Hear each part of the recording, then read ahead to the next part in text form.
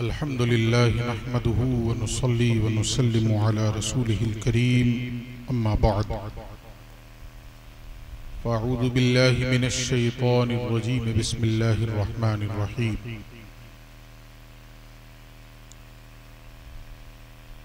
फ़क़द क़ाल अल्लाहु तबारक व तआला फ़िल क़ुरानिल मजीद वल फ़ुरक़ानिल हमीद वअतसिमू बिहब्लिल्लाहि जमीअन वला तफ़र्रक़ू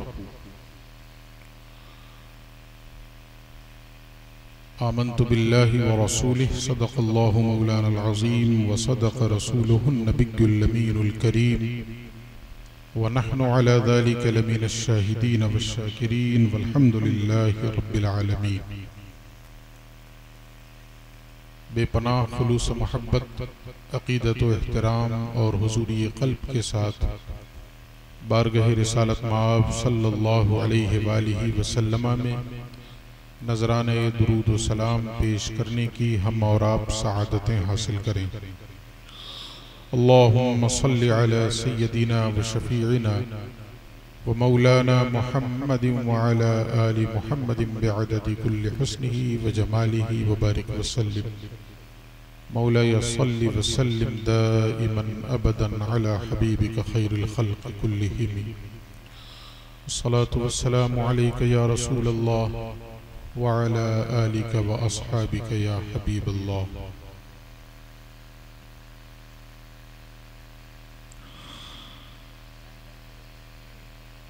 अभी आपने दस्तारबंदी का खूबसूरत मंजर मुशाहिदा किया है।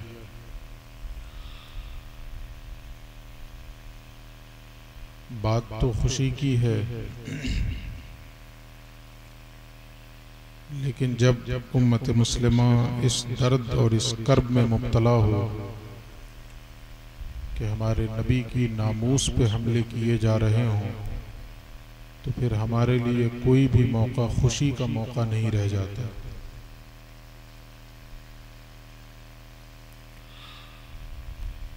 इक़बाल ने कहा, हो न ये फूल तो बुलबुल का तरन्नुम भी न हो, चमने दहर में कलियों का तबस्सुम भी न हो न ये साक़ी तो फिर मैं भी न हो, खुम भी न हो, बज़्म तौहीद भी दुनिया में न हो, तुम भी न हो, ख़ेमा अफ़लाक का इस्तादा उसी नाम से है, नब्ज़े हस्ती तपश आमादा उसी नाम से है, क़ुव्वते इश्क़ से हर पस्त को बाला कर दे, दहर में नामे मोहम्मद से उजाला कर दे।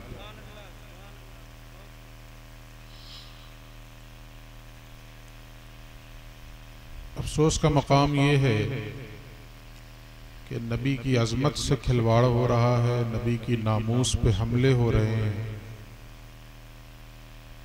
इसके बावजूद भी संजीदगी के साथ हम हिंदुस्तानी मुसलमान इस पर गौर व फिक्र करने के लिए अब तक तैयार नहीं हुए हैं कि इन हालात में हमें करना क्या है।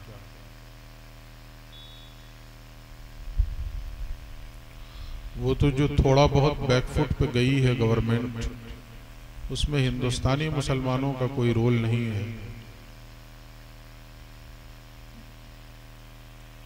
वो तो बाहर से प्रेशर पड़ा, बाहर से दबाव पड़ा है, तो जिसकी वजह से वो लोग थोड़ा बहुत बैकफुट पे गए हैं। और ये बैकफुट पर भी जाना महज ये दिखावा है।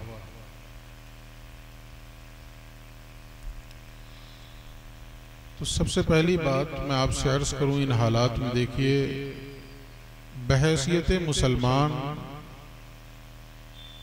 हमें ये तालीम दी गई है कुरान हकीम के अंदर कि वला तसुब्बुल्लज़ीना यदऊन मिन दूनिल्लाह फयसुब्बुल्लाह अदवन बिगैरि इल्म। क्या मतलब है इसका? अल्लाह रब्बुल इज़्ज़त हमें हुक्म दे रहा है कि उन्हें गालियां मत दो जिन्हें वो लोग अल्लाह के अलावा पुकारते हैं, यानी अल्लाह को छोड़कर दूसरों को माबूद बना रखा है, दूसरों की पूजा कर रहे हैं, दूसरों की परस्तिश कर रहे हैं, उन्हें गालियां मत दो। होगा क्या? फयसुब्बुल्लाह अदवम बिगैरि इल्म, वो जहालत की बुनियाद पर पलट के अल्लाह को गाली दे बैठेंगे।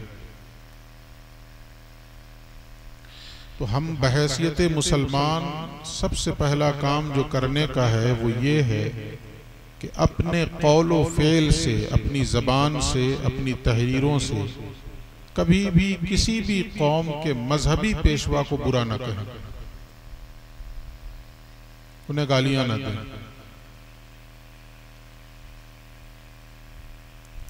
ताकि आलमी अदालत में हमारा मुकदमा कमजोर न पड़े। नतीजे के तौर पे हो क्या रहा है? अभी उसने एक स्टेटमेंट दे दिया, मैं तो नाम भी नहीं लेना चाहता। उसने स्टेटमेंट दे दिया कि हमारे महादेव को कोई गाली दे तो हम कैसे खामोश रह सकते। और इसमें गलती होती है। एक तो डिबेट में जाने वाले जितने मौलवी नुमा लोग हैं वो सबसे बड़े मुजरिम हैं और एक नंबर के दलाल जो न्यूज़ चैनल के डिबेट में जाते हैं। और हमारी कौम का हाल ये है कि हमने ऐसे ही लोगों को मुसलमानों का पेशवा समझ रखा है। आपका पेशवा, आपका कायद आपके महल्ले की मस्जिद का इमाम है। आपके महल्ले का जो मदरसा है, उस मदरसे के जो जिम्मेदारान हैं, उसके जो असातिज़ा हैं, जो पढ़ाने वाले हैं, उलमा हैं, वो आपके कायद हैं, वो आपके लीडर हैं, वो आपके रहनुमा हैं। आप उनसे अपने मसाइल के तस्फिये के लिए रुजू किया करें। तो गलती यह है कि हम ऐसे लोगों को, दलाल लोगों को अपना लीडर समझ बैठते हैं। उन्हें इस्लाम से कोई मतलब नहीं, पैगंबर इस्लाम से कोई मतलब नहीं। उनका तो एक फिक्स मुआवजा है, एक डिबेट में जाओ, जलील हो लो, जिल्लत उठा लो, लेकिन 5,000 10,000 ले लो और रुखसत हो जाए। यही उनका काम रह गया। तो मैं आपको ये पैगाम देना चाहूंगा कि बहैसियत मुसलमान ये गिरा बांध लें इस बात को। गलती हमसे भी होती है, हमारे मजहबी स्टेजों से दूसरे कौम के मजहबी पेशवाओं को बुरा कहा जाता है, गालियां दी जाती है। ये गलत है, ये तरीका। अल्लाह के नबी ने इससे सख्ती से मना किया। आपके इल्म में ये बात होनी चाहिए कि जंग की हालत में भी रसूलुल्लाह ने जो चंद तालीमात इरशाद फरमाई हैं वो क्या थी? मैदान जंग में भी हुजूर ने कहा कि देखो, अगर तुम सामने वाले पे गालिब आ जाना, तुम्हारी फतह हो जाए, अल्लाह रब्बुल इज्जत तुम्हारी मदद कर दे और तुम गालिब आ जाओ, तो उनकी औरतों को तकलीफ मत देना, उनके बच्चों को तकलीफ मत देना, खेतियों को नुकसान ना पहुंचाना, दरख्तों को मत काटना और दूसरी कौम की इबादत गाहों को भी नुकसान न पहुंचाना। ये नबी की तालीम है। दूसरी कौम की इबादत गाहों को भी नुकसान न पहुंचाना, ये तो तालीम है हुजूर की। हम मुसलमान अल्लाह और उसके रसूल की तालीमात से ही नाशना। तो कभी भी मुमकिन है कि ये मसला आलमी अदालत में जाए। जिस तरीके से अरब दुनिया प्रेशर बना रही है और इस्लामी ममालिक नबी की हुर्मत पर उनके अंदर एक गैरत पैदा हुई है। अब तक तो सो रहे थे, लेकिन ये कि गैरत जागी है, तो मुमकिन है कि ये मामला आलमी अदालत में जाए। तो हम सब की ये जिम्मेदारी बनती है कि हम अपना पक्ष मजबूत रखें, अपने कौलो फेल से कोई ऐसा लूज पॉइंट न छोड़ दें कि जिसकी बुनियाद पर हमारा मुकदमा कमजोर पड़ जाए। कोई कहने वाला ये ना कह दे कि इसने हमारे मजहबी पेशवा को गाली दी तो पलट के हमने दी, ये ना कह दे। हत्ता कि हमें तो ये तालीम है कि अगर तुम्हें कोई गाली दे तो जवाब में तुम्हें उसको गाली लौटा के नहीं देनी। हमें तो ये तालीम सिखाई गई। तो इसलिए इस चीज को जहन में रखें कि किसी के भी मजहबी पेशवा को बुरा ना कहें, उसका अमल उसके साथ है। कुरान ने हमें एक रास्ता बता दिया, क्या लकुम दीनुकुम वलिय दीन, तुम्हारे लिए तुम्हारा दीन है, मेरे लिए मेरा दीन है, जाओ दफा हो जाओ। कुरान ने हमें एक ज़ाब्ता बता दिया, क्या लना अमालुना वलकुम अमालुकुम, हमारे लिए हमारा अमल है, तुम्हारे लिए तुम्हारा अमल। एक दिन ऐसा आने वाला है कि अल्लाह रब्बुल इज्जत फैसला करेगा, जिसको हम सूरतुल फातिहा में कहते हैं मालिकी यौमिद्दीन। मालिकी यौमिद्दीन का मतलब क्या हुआ? हिसाबो किताब के दिन का तन्हा मालिक। जब हम इस बात को तस्लीम करते हैं कि वो हिसाबो किताब के दिन का मालिक है, तो हिसाबो किताब लेगा ना।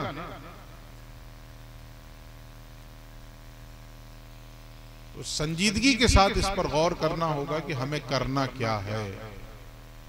और जो बहुत सी चीजें ऐसी होती हैं जो करने की होती हैं मगर उसको कहा नहीं जाता। हम लोगों से गलती ये होती है कि हम लोग करते कुछ नहीं है, कह ज्यादा देते, कह देते हैं ज्यादा। अब मैं इशारों से भी कहूंगा तो भी बात गलत हो जाएगी। बहुत सी बातें ऐसी होती हैं जो निजी गुफ्तगू की होती है, निजी मजलिसों की होती है, उनको उन बातों को स्टेज पे नहीं कहा जाता, पब्लिकली नहीं कहा जाता। देखिए कुरान में की एक आयत है, क्या मा यल्फिज़ु मिन क़ौलिन इल्ला लदैहि रक़ीबुन अतीद। इसका मफ़हूम क्या है, इसका मतलब क्या है? जो लफ्ज भी आप अपने मुंह से निकाल रहे हैं तो ये मत समझिए कि फिजा में तहलील हो जाएगा, हमने बोल दिया बात खत्म है। नहीं, एक लिखने वाला, एक महफूज करने वाला है जो लिख रहा है, जो महफूज कर रहा है, और वो फरिश्ता है। हमारे मुंह से निकले हुए एक एक बोल का हमें हिसाब देना होगा कि नहीं देना होगा? बोलिए, देना होगा ना। ये तो दीनी नुक्ता नजर से ये बात हो गई कि भाई जो कुछ हम बोल रहे हैं वो रिकॉर्ड हो रहा है, वो महफूज हो रहा है हमारे नामे आमाल में। कुरान की आयत है कि कल जब नामे आमाल इंसान देखेगा तो चीख उठेगा और कहेगा मा लिहाज़ल किताब ला युगादिरु सगीरतन वला कबीरतन इल्ला अहसाहा। जब इंसान नामे आमाल देखेगा तो चीखेगा, और चीख कर क्या कहेगा, इस किताब को क्या हो गया, इस नामे आमाल को क्या हो गया, इसने तो मेरी जिंदगी का ना कोई छोटा अमल छोड़ा है ना बड़ा अमल छोड़ा, सब यहां लिख दिया। एक तो दीनी एतबार से ये बात हो गई कि हम जो कुछ बोल रहे हैं वो महफूज हो रहा है, लेकिन जरा आज की दुनियावी एतबार से ये बात समझने की है कि दीनी बात तो है ही अपनी जगह पे, कल नामा अमाल जब कयामत में खुलेगा तब समझ में आवेगा। लेकिन आज तो यहाँ बोल एक आदमी रहा है और पता नहीं 100 कैमरे चल रहे हैं जो हमारी आवाज को महफूज कर रहे हैं, और हम जैसे लोग इतने काबिल हैं कि उसको सोशल मीडिया पे वायरल करने से पहले सुन भी नहीं लेते हैं कि कहीं पे कोई स्लिप ऑफ टंग तो नहीं हुआ है, कहीं कोई सबकते लिसानी तो नहीं हुई है, बोलने वाले से कहीं जज्बात में आकर कोई ऐसी बात तो नहीं निकल गई है जिस बात को पब्लिक में शेयर नहीं करना चाहिए। वो सिर्फ अपने व्यूवर बढ़ाने के चक्कर में या सब्सक्राइबर बढ़ाने के चक्कर में जो रिकॉर्ड किया उसको सोशल मीडिया पे वायरल कर दिया। ये भी गलत है। आप वायरल करने से पहले बोलने वाले से तो पूछ लीजिए, यहां आपने ये बातें कही हैं, इसको पब्लिक में आम करूं। एक किताब लिखी जाती है तो कितनी मर्तबा उस पर नजरसानी होती है और फिर वो पब्लिक के दरमियान आती है। ऐसा नहीं होता है कि लिखी गई और छाप दी गई और हो गया, पब्लिक के दरमियान आ गई। नहीं, लिखने के बाद उस पर 1 मरतबा 2 मरतबा 3 मरतबा नजरसानी होती है। एक साहब देखते हैं, दूसरे साहब देखते हैं, तीसरे साहब देखते हैं, बड़े बड़े लोग देखने के बाद जब किसी हतमी नतीजे पर पहुंचते हैं कि हाँ अब इसे पब्लिक किया जाए, तब वो किताब मंजर आम पे लाई जाए। और आज ये हुआ ही, किसी भी जलसे में आए, मोबाइल खोल के बैठ गए, बोलने वाला जो बोल रहा उसको हम आम कर रहे हैं। अब तो लाइव चलाया जा रहा है। तो बोलने में सबकत लिसानी होती है कि नहीं होती है? या अल्लाह रब्बुल इज्जत ने महफूज कर दिया है कि नहीं, कोई बात ऐसी निकल ही नहीं सकती है तुम्हारी जबान से जो मसलहत और हिकमत के खिलाफ। जज्बात में इंसान कुछ ऐसी बातें बोल जाता है। तो आज के जमाने में ये भी ख्याल रखना बहुत जरूरी है। अब तो कहते थे ना कि जरा आहिस्ता बोलो, दीवारों के भी कान होते हैं। जो दीवार न भी रहे तो यहां मैदान में 75 कान मौजूद है। अब तो मुहावरा बदल जाना चाहिए। यहां कौन सी दीवार है, लेकिन 75 कान मौजूद है, वो महफूज हो रहा है।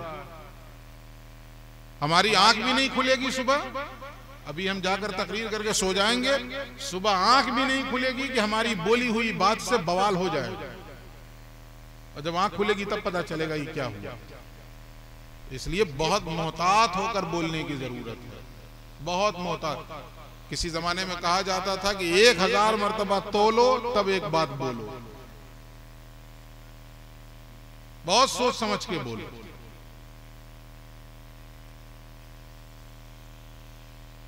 बल्कि है इसीलिए हुजूर की हदीस है, क्या मन सकता नजा। एक में अल्फाज है मन समता नजा। मतलब ये है, हुजूर फरमाते हैं जो खामोश रहा वो निजात पाया। आज तक आपने कोई ऐसा आदमी नहीं देखा होगा जो इसलिए अफसोस कर रहा हो कि मैं बोला नहीं।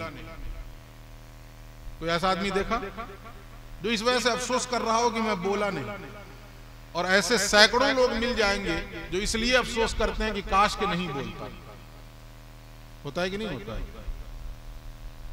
ज्यादा दूर जाने की जरूरत नहीं है। घर खानदान के झगड़ों में आदमी इस बात पे अफसोस करता है कि नहीं, काश के ये बात मेरे मुंह से न निकली होती, काश के मैंने उस वक्त अपने गुस्से को काबू में कर लिया होता, न बोला होता तो आज सूरत यहां तक न पहुंचती, नौबत यहां तक न पहुंचती। तो हुजूर के फरमान का मतलब ये है कि बोलना कामयाबी नहीं है, चुप रहना कामयाबी है। और हमारी सूरत हाल ये है कि जो दिल में आया बोले चले जा रहे हैं, बोले, और वो भी नहीं कि दो आदमी के लिए बोल रहे हैं, वीडियो बना के डाल दे, और जिसका नतीजा क्या होता है वो सबके सामने। इसलिए हर शख्स को बोलने की जरूरत नहीं है। किसी भी सेंसिटिव इशू पे उलमा मौजूद हैं, कायदीन मौजूद हैं, वो बोलें कि हर जुम्मन, हर शबराती, हर लल्लू, हर कल्लू अपना मोबाइल उठाता है और एक वीडियो बना करके उसको मंजर आम पे लाता है, और उसके नतायज कितने संगीन होते हैं आपको नहीं पता। हम तो देखते रहते हैं ना ऐसे लोगों को, ऐसे ऐसे ग्रुप्स चल रहे हैं, मैं तो नाम भी नहीं लेना चाहता, जाहिर है कि हमारी बोली हुई बात पता नहीं कहां कहां तक पहुंचती है। ऐसे ऐसे ग्रुप चल रहे हैं कि आपकी एक बात अगर किसी ने सेकुलर मिजाज में आपकी एक बात रखी कि भाई देखो ये गलत है, ये नहीं होना चाहिए, उसके जवाब में उस सेकुलर आदमी को रद्द करने के लिए हमारे 50 वीडियोस डाल दिए जाते हैं। ये देखो तुम इनकी हिमायत कर रहे हो, ये देखो तुम्हारे खिलाफ क्या बोल रहा है। इसलिए बहुत मोहतात रहने की जरूरत है। उलमा की जिम्मेदारी है कि वो ऐसे इश्यूज पर बोलें, हर कसो नाकस न बोले, बल्कि अपने उलमा से रहनुमाई तलब करे कि हमें ऐसे मामलात में करना क्या है। बहुत संजीदगी के साथ कोई कदम उठाने की जरूरत है।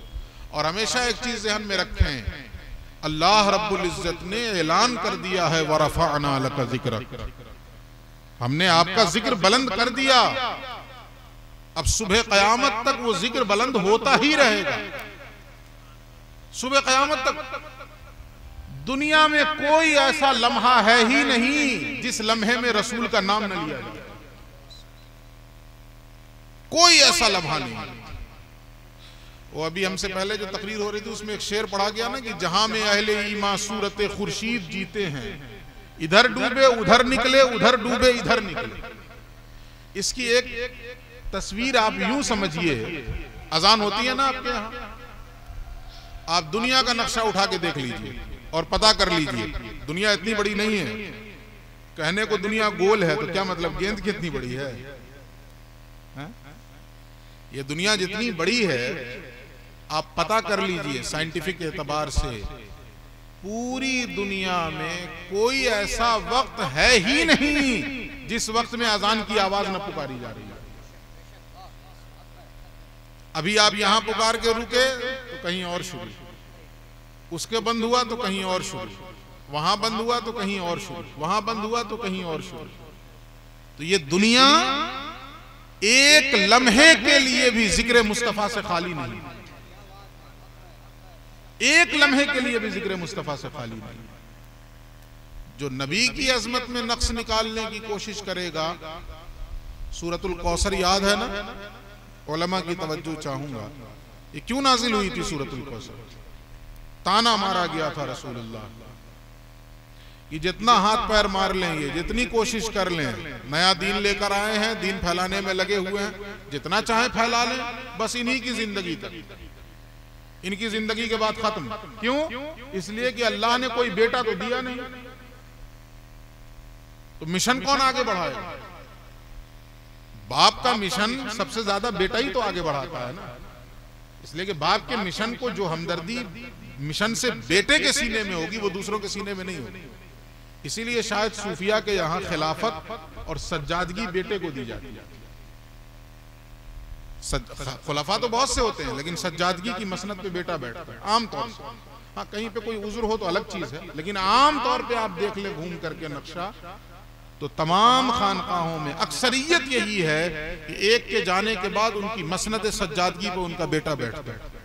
तो इसमें यह ना सोचें कि कोई लालच की वजह से बेटे को बिठाया जाता है, बल्कि उसमें हिकमत यही होती है कि उस मिशन से जो हमदर्दी बेटे के सीने में होगी वो दूसरे के सीने में नहीं होगी। तो रसूल को तो अल्लाह ने बेटे दिए नहीं, तो मुशरिकीन मक्का ने ताना मारा, और उसमें सबसे पेश कौन था? अबू लहब। उसने ये कहा था कि अबतर हो गए रसूल, अबतर हो गए। अबतर का मतलब नस्ल बुरीदा, जिसकी नस्ल कट गई।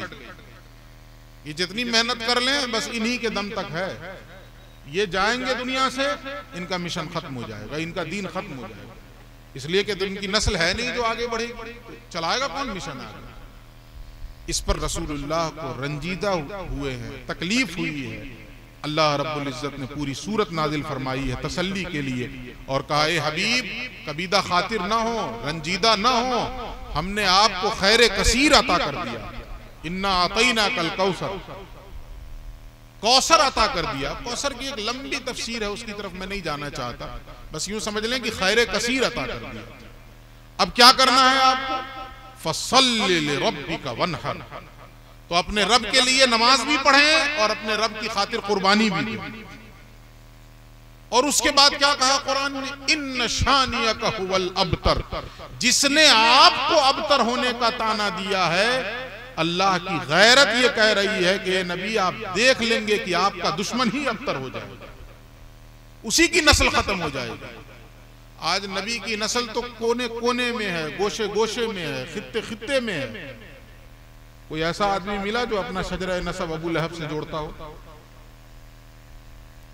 कोई ऐसा आदमी मिला आपको जो ये कहे कि हमारा ऊपर जाकर के अबू लहब से मिल जाता है? अल्लाह रब्बुल इज्जत ने उसकी नस्ल खत्म कर दी। जिसने नबी को नस्ल खत्म होने का ताना दिया था, अल्लाह ने उसकी नस्ल खत्म कर दी। तो नबी की अजमत में कोई अगर नक्स निकालने की कोशिश करेगा, अल्लाह रब्बुल इज्जत कयामत तक के लिए उसकी नस्ल खत्म कर देगा, उसका नाम लेने वाला कोई नहीं रहा। अच्छा, कोई अगर हो भी गिरा पड़ा ना अगर अबू लहब की नस्ल से, तो बताने में शर्म महसूस करेगा। ये बताएगा? वो कोई भी हो, काफिर व मुशरिक ही क्यों ना हो, लेकिन जोड़ेगा नहीं कि हमारे दादा में से एक अबू लहब भी थे। कोई नहीं जोड़ता है। अच्छा, जब बात आ गई तो यहां पे ये भी सुन लें, अल्लाह रब्बुल इज्जत ने ये सूरत क्यों नाजिल की? हुजूर को तकलीफ हुई, दुश्मनों ने ताना दिया था, रसूलुल्लाह को दुख पहुंचाया था, तो अल्लाह रब्बुल इज्जत ने ये सूरत नाजिल फरमाई, हमने आपको खैर कसीर अता किया। इधर से पढ़े आप, हमने आपको खैर कसीर अता किया। अब इसका शुक्र आप पर वाजिब है, और शुक्र में आपको करना क्या है? नमाज पढ़ना है और कुर्बानी देनी है। आप ये शुक्र अदा करने लग जाएं तो अल्लाह रब्बुल इज्जत आपकी दुश्मन की नस्ल खत्म कर देगा, आपकी दुश्मन की नस्ल खत्म कर देगा। अब इसको इधर से पढ़े, अभी तो इधर से पढ़ा ना आपने, इन्ना आतईना कल कौसर फसल्लि लिरब्बिका वन्हर इन्न शानियका हुवल अबतर। अब जरा इसको पलट दीजिए आप, तो इसका माना क्या निकलेगा? अगर तुम ये चाहते हो कि तुम्हारे दुश्मन की नस्ल का खात्मा हो जाए, गौर से समझिए इसको, फिर से दोहराता हूं आपको। इधर से क्या है सूरत में? हमने आपको खैर कसीर अता कर दिया है, तो आप पर लाजिम है कि शुक्र के तौर पर आप नमाज पढ़ें, कुर्बानी दें। इस शुक्र के सदक़े में अल्लाह रब्बुल इज्जत आपके दुश्मन की नस्ल का खात्मा कर देगा। ये तो इधर हुआ, अब इसको पलट दो आप। अगर हम ये चाहते हैं कि हमारी दुश्मनों की नस्लें खत्म हो जाएं, तो हमें करना क्या होगा?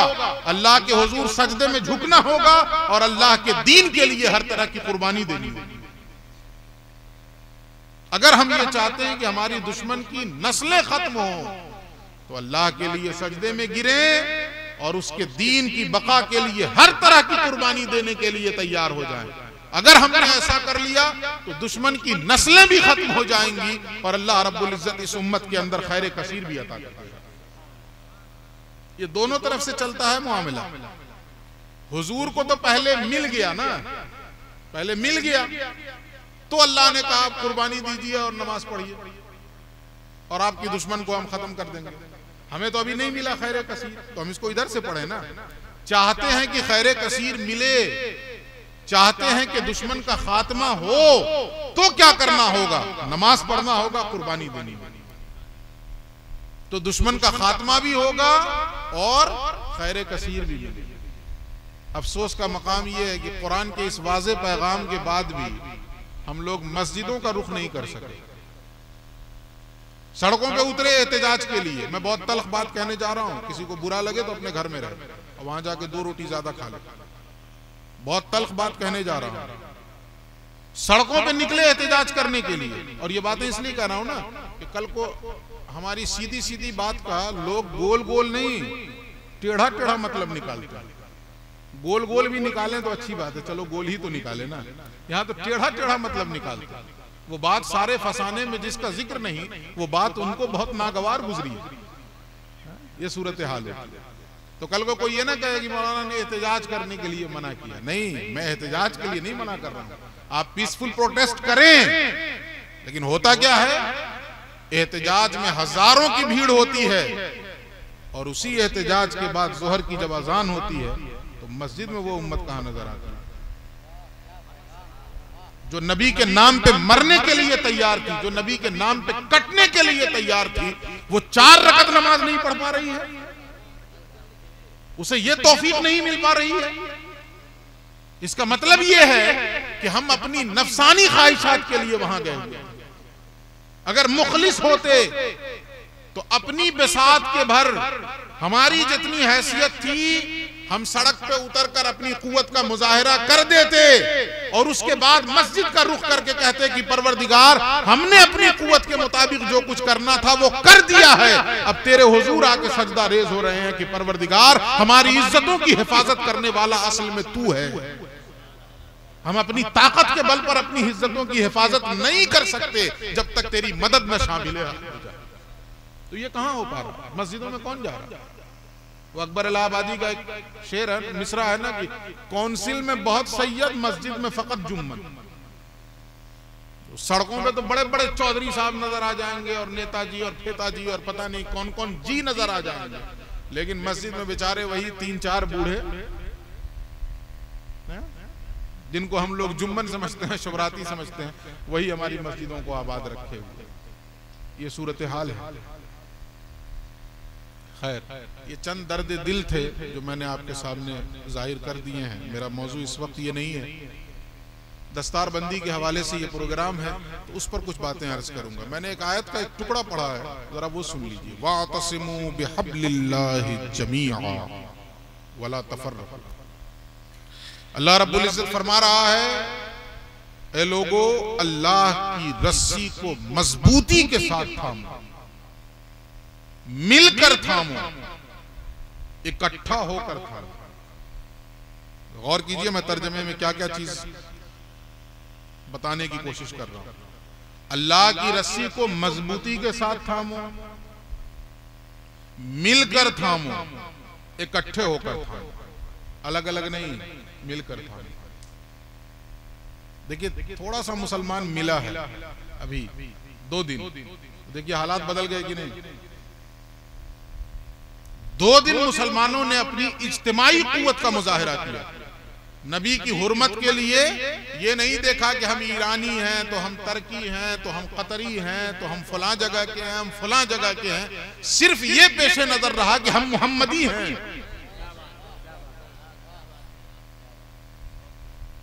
वो जो फारसी का शेर है ना कि दरवेश खुदा मस्त, न शर्की है न गरबी, घर मेरा न दिल्ली न बुखारा न समरकंद। मैं मोहम्मदी हूं, मेरी सबसे बड़ी पहचान यही है। तो इस 2 दिन के अंदर मुसलमानों ने अपने आप को न ईरानी समझा, न तुरानी समझा, न अरबी समझा, न फारसी समझा, न हिंदुस्तानी समझा, कुछ नहीं समझा। क्या समझा? मोहम्मदी। और मोहम्मदी समझकर एक इज्तिमाई कुव्वत का मुजाहिरा किया तो बड़े से बड़े जालिम को बैकफुट पे आना पड़ा। अगर हमारी ये इज्तिमाई कुव्वत बरकरार रह जाए तो फिर समझ लीजिए क्या होगा।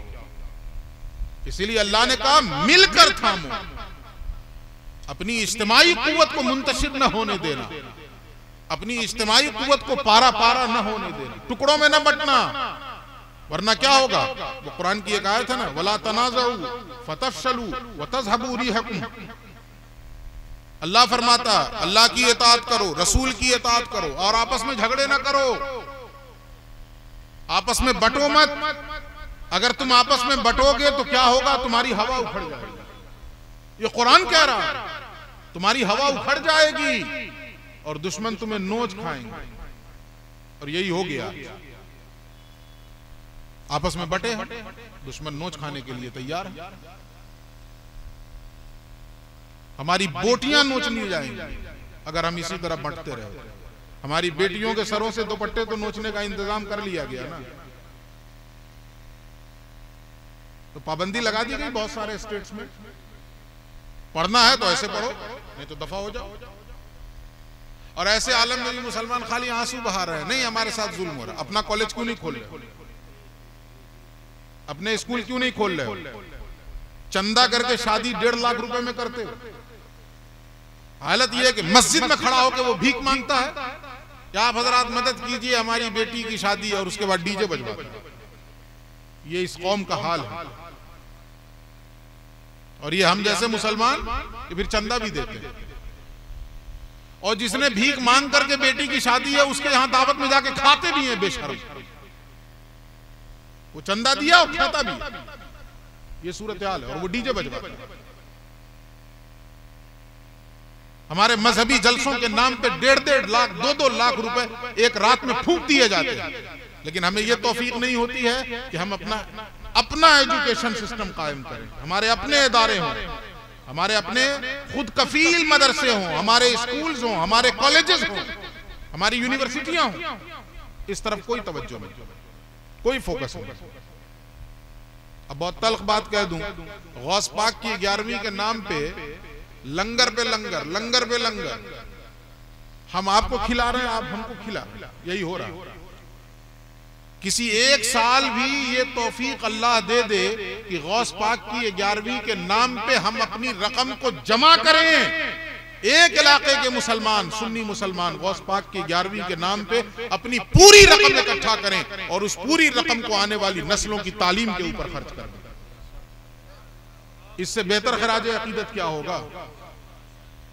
इससे बेहतर 11वीं क्या होगी? वो खाना खिला देने से क्या हो जा रहा है? हाँ, गरीबों को खिलाते तो एक बात भी, यहां तो हम आपको खिला रहे हैं, आप हमको खिला रहे हैं। और जो खा रहे हैं दस्तरखान पे, मैं पूरे ईमानी यकीन के साथ कह रहा हूं कि उससे अच्छा खाना वो अपने घर में छोड़ के आते हैं जो दस्तरखान पे खा रहे हैं। क्या फायदा खिलाने से? ऐसा क्या मतलब है इसका? अपनी तालीम पे वो पैसे खर्च करें। इस लॉकडाउन में हमारे मदरसों की सूरत हाल क्या हो गई है, कोई ढकी छुपी बात नहीं। पहले तो मनसूबा बंद तरीके से हुकूमत ने इस पे अटैक किया। और वो मनसूबा बंद तरीका क्या था? कुर्बानी का एक ऐसा मौसम था कि जिससे मदरसे की 40% कम से कम, वरना बाद मदरसों के ज्यादा भी, वरना कम से कम 40% अखराजात तो उससे पूरे हो जाते थे। 40% अखराजात उससे पूरे हो जाते थे। लेकिन मंसूबाबंद तरीके से उस पर हमला किया गया। आज नतीजा क्या हो गया कि जिससे 40% अखराजात पूरे हो रहे थे, आज 4% नहीं हो रहे। आज तो जानवर की खाल को दफन करने पे मजबूर है मुसलमान। ये मंसूबाबंद तरीके से हमला किया गया। लेकिन हम हैं कि अब भी होश के नाखून नहीं ले रहे हैं।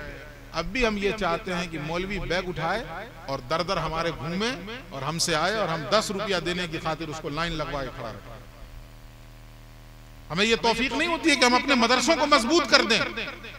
हमारे मदरसों में अगर आज 20 बच्चे हैं, तो एक साल हम अपनी पूरी तवानाई अपने मदरसे पे लगा दें ताकि ये 20 की तादाद 200 में तब्दील हो जाए।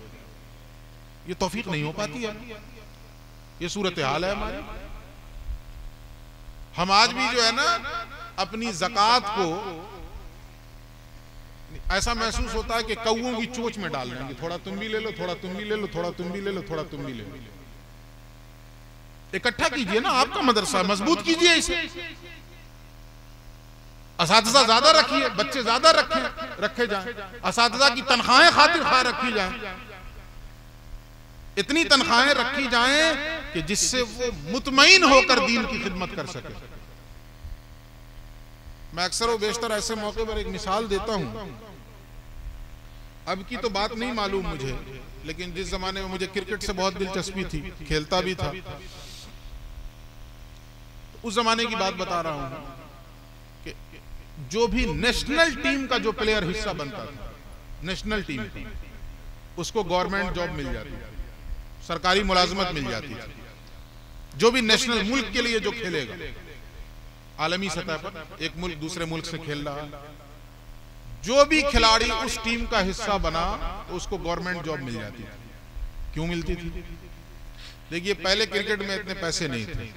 आज ना पैसे की रेल पेल है, सट्टाबाजारी है, जुआ है, जिसकी वजह से इतना है पैसा, वरना पहले इतने पैसे नहीं थे।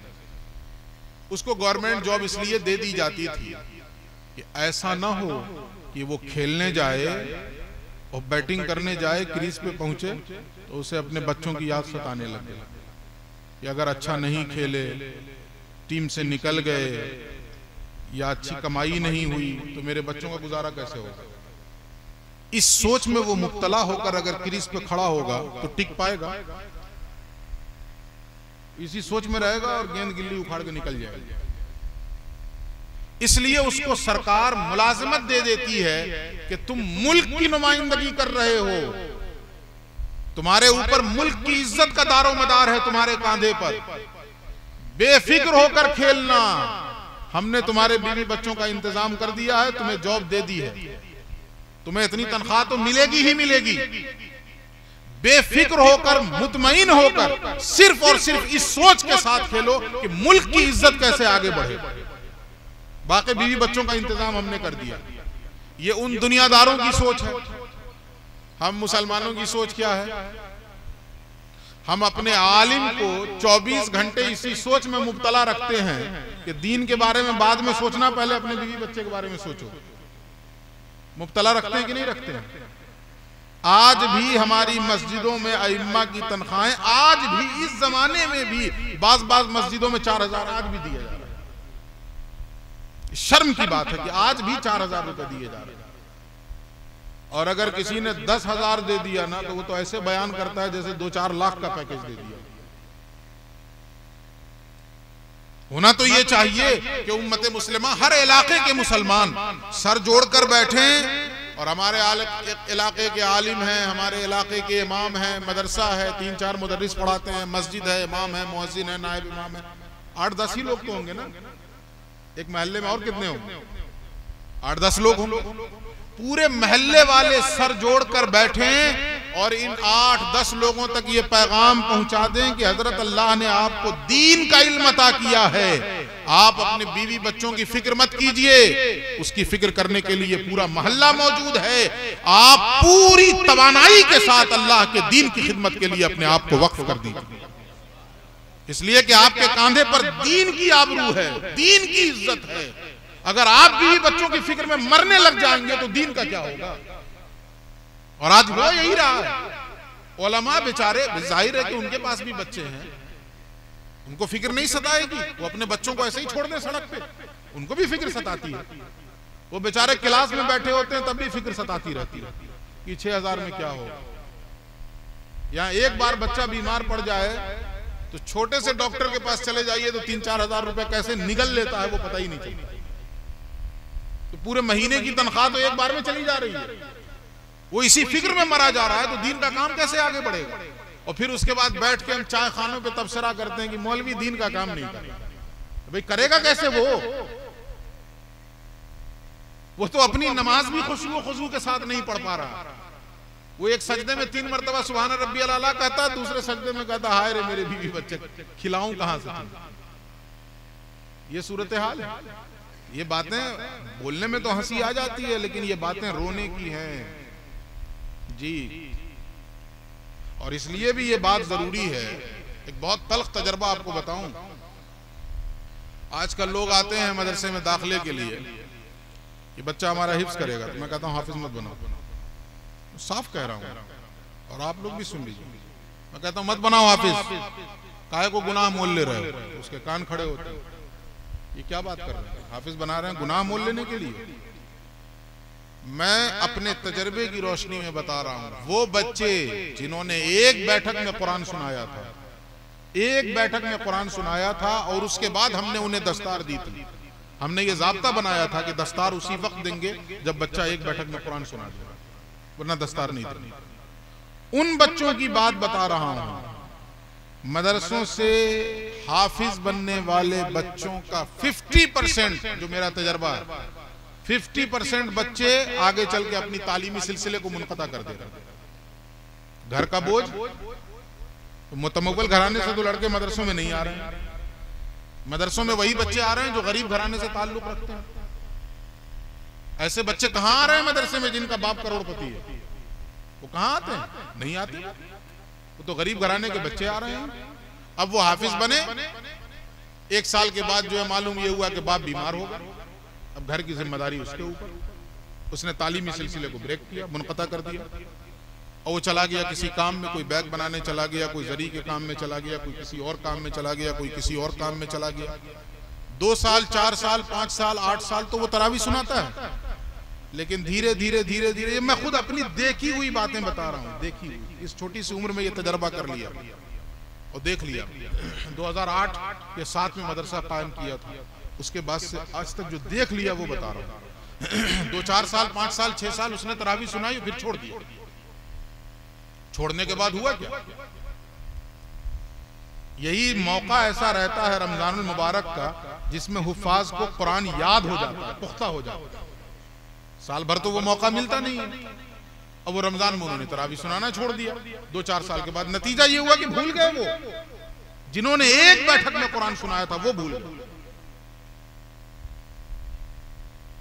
मजीद 50% तो ऐसे निकल गए, मजीद 50% जो बच गए उनमें भी 30-35%, ऑलमोस्ट 40% बच्चे ऐसे हैं जो 1 साल 2 साल जाके मदरसे में पढ़े और फिर छोड़ दिए। साल 2 साल के बाद उन्होंने भी छोड़ दिया और वो भी किसी जरिए माश में लग गए। बाकी बेचारा 2% या 5% बच रहा है जिसने पूरा इल्म दीन सीखा, हाफिज बनने के बाद पूरा आलिम भी बना। उसके साथ भी अवाम का ये रवैया होता है, ये खुश्क रवैया होता है कि उसे ये सोचने पर मजबूर होना पड़ता है कि मैं इस लाइन में आके गलती तो नहीं कर बैठा। ये सच्चाई है। आजकल की औरतें क्या कह रही हैं? वो अपने शौहरों को देख रही हैं, उनका शौहर आलिम है, उनका शौहर मौलवी है, वो देखती हैं, ये देखी हुई बात, अपना तजर्बा बता रहा हूं, वो कहती हैं कि हम अपने बच्चों को कभी आलिम नहीं बनाएंगे। अगर आलिम बनने के बाद इतनी ही दुश्वारियों का सामना करना पड़ता है तो हम अपने बच्चों को आलिम नहीं बनाएंगे। बुनियादी खुशियों के लिए उलमा के बच्चे महरूम हैं, बुनियादी खुशी के लिए बात बता रहा हूं मैं आपको। मैं ये नहीं कह रहा हूं कि उलमा के बच्चे भी लैंड क्रूजर में घूमे और फॉर्च्यूनर में घूमे, नहीं भाई, उनके पास साइकिल तो हो जिससे वो अपने स्कूल जा सकें। आज जो एडेड मदारिस हैं उनको तो खैर अल्लाह रब्बुल इज्जत ने बेहतर इंतजाम कर दिया, लेकिन जो प्राइवेट सतह पे मदरसे चल रहे हैं उन मदरसों के असातिज़ा के बच्चे बुनियादी खुशियों से महरूम हैं। वो किसी मिलाद में ही उनको बकरे का गोश्त मिल जाए तो खा लेते हैं, वरना खुद अपनी जेब से घर के लिए लाना और अपने बच्चों को खिलाना 1000 मरतबा सोचें वो कि कहां से 600 रुपए लगाएंगे और कहां से 700 रुपए लगाएंगे। ये अलमिया है हमारी कौम का। हम आज तो खुश हो रहे हैं, बच्चों के सरों पर दस्तार सजाई गई, लेकिन इन बच्चों की किफालत की जिम्मेदारी उठाने के लिए तैयार है। यही बच्चे कल को अगर आपके बच्चों को कुरान का इल्म सिखाने के लिए आपके घर पे जाएं तो मैथ पढ़ाने वाले टीचर को आप हंसते हुए 2000 रुपए महीना देते हैं, लेकिन कुरान पढ़ाने वाले बच्चे को 300 रुपए देने में नानी मानी। ये सच्चाई है कि नहीं? बोलिए। वो बच्चा जो आपके घर आकर कुरान पढ़ा रहा है आपके बच्चे को, उसको 300 रुपए दे, और उसका भी हाल ये है कि वो बेचारा आकर के बाहर में खड़ा रहता है। रुक जाइए ना मौलवी साहब, आ रहा है ना बच्चा, और मैथ और साइंस का टीचर पहुंच जाए, हटो बचो हंगामा एकदम, जैसे जिले इलाही आ गए, हम मुगले आजम आ गए। ये सूरत हाल है। और ये हाफिज बच्चा, ये आलिम बच्चा जो आपके घर जा रहा है, अव्वलन तो यही तौहीन है कि वो आपके घर जाए। इल्म की कदर तो ये है कि उसे भेजिए, बच्चे को भेजिए, जाओ मौलाना के पास, जाओ हाफिज साहब के पास, वहां जाकर कुरान का इल्म सीख कर। तो होना ये चाहिए, मगर हमारा ये रवैया है, क्योंकि हमने कुरान की तालीम को अहमियत ही नहीं दी। अहमियत कहां हमारी नजरों में कुरान की तालीम? कितने % लोग कुरान पढ़ना जानते हैं? मैं तो कभी कहता भी नहीं कि हाथ उठाइए, क्योंकि मैं जानता हूं या तो झूठे हाथ उठाएंगे, तब तो कोई बात नहीं, और अगर सच्चाई में हाथ उठा दिया तो शर्म से तबीयत ये चाहेगी कि जमीन फट जाए और हम धंस जाएं। ये मुसलमान हैं जिनको कुरान भी नहीं पढ़ना। बहुत तल्ख एनालिसिस है, तज्जिया है। एक मजमा है, मिसाल के तौर पे यही छोटा सा मजमा, अगर इसी मजमे में सर्वे कर लीजिए आप कि कितने लोग ऐसे हैं जिनको कुरान पढ़ना आता है, तो तकरीबन 60 से 70% बाहर हो जाएंगे। और अगर नई नस्ल की बात कर लूं तो 90% बाहर।